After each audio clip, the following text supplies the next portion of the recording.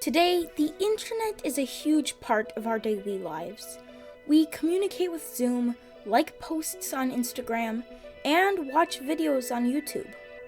Even though we rely on this global network of computers, many netizens don't even know how the internet came to be, or even how it works. To understand this, we have to go back 60 years.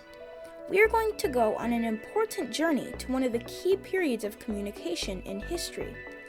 We are going to visit the ARPANET era. In the 1960s, the Advanced Research Projects Agency, or ARPA, developed a revolutionary method of communication called packet switching. In 1969, they applied this technology in a new computer network called ARPANET. The network grew and evolved to become the Internet, adding features like TCP/IP, the domain name system, and the World Wide Web.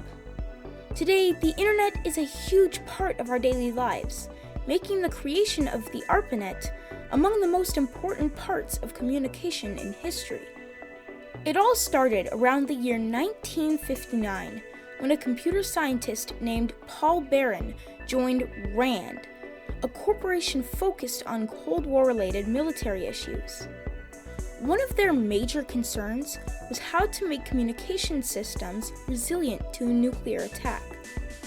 At the time, the sharing of computer data between remote locations was done over phone lines or other cables using circuit switching. It needed to be accomplished in one uninterrupted transmission. Any break could result in failure. Even if individual nodes remained undamaged during an attack, central switching facilities may not, rendering entire networks useless in the moment of greatest need. Baran came up with a strategy to bypass this issue. He called his method hot potato routing. It would later be renamed to packet switching. By splitting larger messages up into packets and sending them separately, speed and reliability are increased. They do not have to travel in sequence or follow the same path. A disruption to a circuit is not fatal, as packets can be routed any number of ways. At the destination, a modem reads their identification header and reassembles the message in order. Although the packet switching method was revolutionary, the US military rejected Paul Baran's idea, and the published paper describing the method was classified and locked away. At the same time, the US military created ARPA, the Advanced Research Projects Agency. ARPA's purpose was to keep US technology ahead of the Soviets. In 1962, computer scientist J.C.R. Licklider joined ARPA as the head of computer research. He wanted to connect military and research personnel in real time over a robust computer network. One problem was that these computers were still rare and too expensive for personal use. Licklider's solution was time sharing, a method that would, quote, divide the computer's time among many users. Individuals could go to a public place like a library to access the host computers remotely. He helped with research along these lines that would make a network possible. However, J.C.R. Licklider left ARPA in September of 1964, and it wasn't until his second successor, Robert Taylor, took up Licklider's mantle did the process of realizing a computer network finally begin. Paul Baran's packet switching method had been recently uncovered, and along with Licklider's time-sharing approach, it made the end goal of a cross-country network attainable. On October 9th and 10th, 1967, meetings were held at the Pentagon between ARPA representatives and commercial contractors. Topics discussed include communication facilities, routing procedures, network protocols, interface message processor or IMP specifications, IMP to host computer interfacing, and control of access to the network. Once a plan was established, the Department of Defense put out a call for competitive bids in the September of 1968. Bolt, Beranek, and Newman of Cambridge, Massachusetts, won the $1 million contract. Once BBN was given the go-ahead, work on ARPANET began immediately. The network was the first to use packet switching and would be able to function without a central control facility using existing cables. Because of the way the packets were split up, information could travel faster by using less bandwidth and avoiding busy pathways. For the first phase of ARPANET development, only 4 locations would be connected.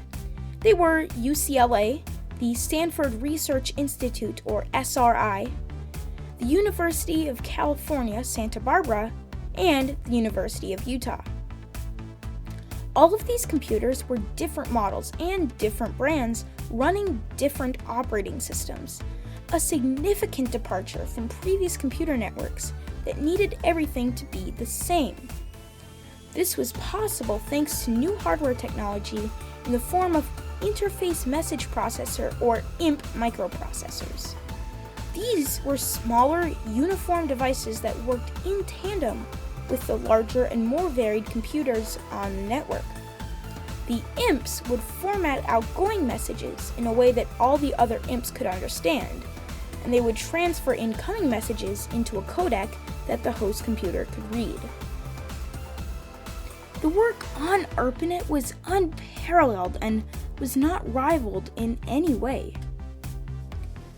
In August of 1969, UCLA was the first to add an IMP to their host and get connected to the network.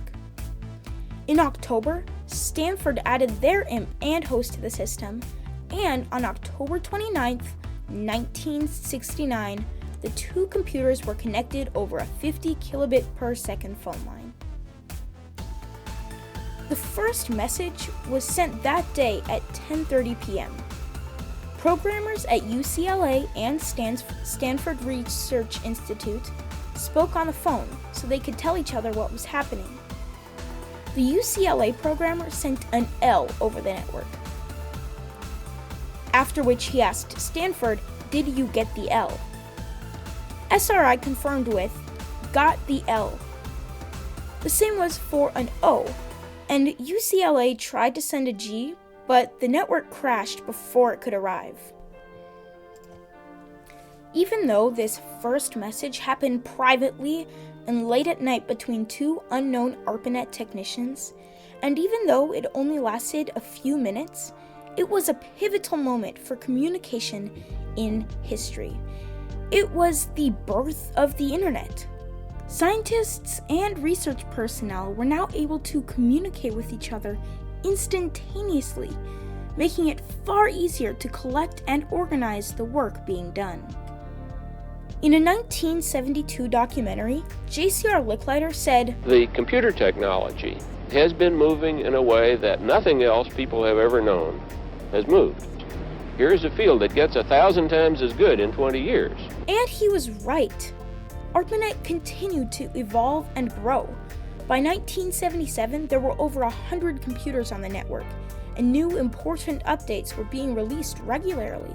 ARPANET engineers added features like the domain name system to make it easier to connect with other computers, TCP/IP to organize the way information was sent and how computer addresses were formatted. The Hypertext Transmission Protocol, the web, and other big advancements in internet technology were added later on in the growth of the internet. The ARPANET program was discontinued in the late 1980s, but the network, now 20,000 computers strong, continued on.